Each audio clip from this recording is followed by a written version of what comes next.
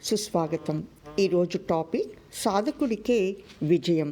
రచయిత కేవివి సత్యప్రసాద్. ఏ పనిలోనైనా మన నైపుణ్యాన్ని పెంపొందించుకోవటానికి సాధన అవసరం. పదే పదే సాధన చేస్తే ఆ పనిలో తప్పులు దొరలకుండా జాగ్రత్త పడగలం. గురువులు నిరంతర తపస్సులా సాధన చేస్తారు. రోజు సాధన చేయకపోయినా సాధకుడికి ఆ లోపం తెలుస్తుంది. 2 రోజులు సాధన చేయకపోతే పోటీదారులకు తెలిసిపోతుంది. 3 రోజులు సాధన మానుకుంటే ప్రేక్షకులు కూడా గ్రహించగలరని పెద్దల మాట.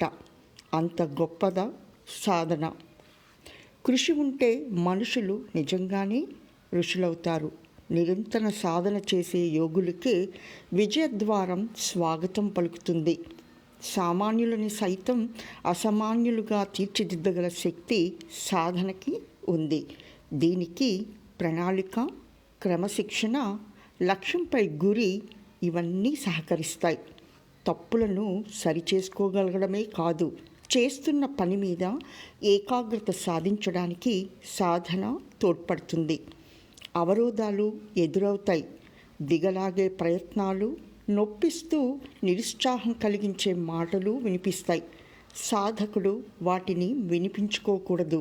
ప్రోత్సాహాన్నిచ్చే మంచి మాటలనేవారు వినాలి. ఎవరికి వారే దర్పణ ధ్యానం అంటే అద్దం ముందు నిలబడి తమను తాము అభినందించుకోవాలి. దానివల్ల శక్తి, ఉత్సాహం జనిస్తాయి. ఏ స్థాయి పోటీల్లో అయినా, ఏ రంగంలో పోటీల్లో అయినా అనునిత్య సాధనే విజయానికి బాట వేస్తుంది. అర్జునుడు ఓ రాత్రిపూట భోజనం చేస్తుండగా దీపం కొండెక్కింది. అయినా అతడు యథావిధిగా భోజనం ముగించాడు. వెలుతురు లేని లోటు అతనికి తెలియలేదు. ఆ సంఘటన అతడిలో రాత్రివేళ మాత్రం తాను నేర్చుకునే విద్యల్లో సాధన ఎందుకు చేయకూడదన్న ఆలోచన కలిగింది. దాన్ని ఆచరణలో పెట్టి ఎన్నో విద్యలలో రాటుదేలాడు అర్జునుడు. ఏ విద్యైనా నాకు దాసోహమే అనే అహంతో ఉన్న కర్ణుడు శాపగ్రస్తుడయ్యాడు.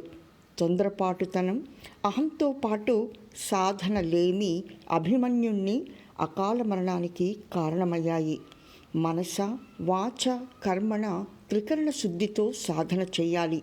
శరీరాన్ని వ్యాయామం ద్వారా కష్టపెట్టాలి. అదే సాధకులను విజయానికి చేరువ చేస్తుంది. మనసును స్థిరంగా ఉంచి చలనం లేకుండా చేసిన సాధనే ధ్యానం. అదే అరిషడ్వర్గాలకు దూరంగా పయనించేలా చేసే సాధనం. అరిషడ్వర్గాలు అంటే మానవుని పతనానికి కారణమయ్యే కామ, క్రోధ, లోభ, మోహ, మద, మాత్సర్యాలు అనే 6 అంతర్గత శత్రువులు. భారతీయ తత్వశాస్త్రం ప్రకారం మోక్షాన్ని సాధించాలంటే ఈ 6 లక్షణాలను జయించాలి. ఈ లక్షణాలను అదుపులో ఉంచుకోకపోతే అవి మనిషి స్వార్థానికి, దుఃఖానికి గురిచేసి ఆధ్యాత్మిక పురోగతిని అడ్డుకుంటాయి.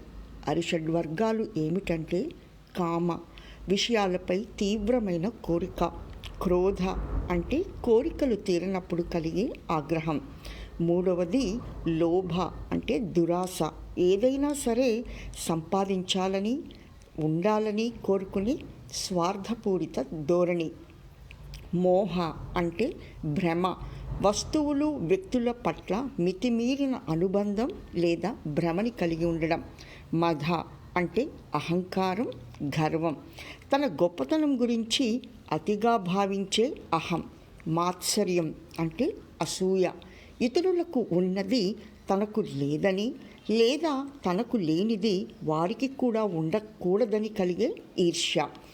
వీటి ప్రభావం ఈ అరిషడ్వర్గాలు వ్యక్తిని పతనం అంచుకు తీసుకెళ్తాయి.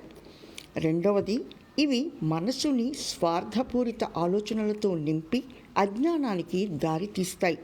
మూడవది, జ్ఞానం ద్వారా, భగవంతుని మీద విశ్వాసం ద్వారా ఈ అరిషడ్వర్గాలను జయించవచ్చు.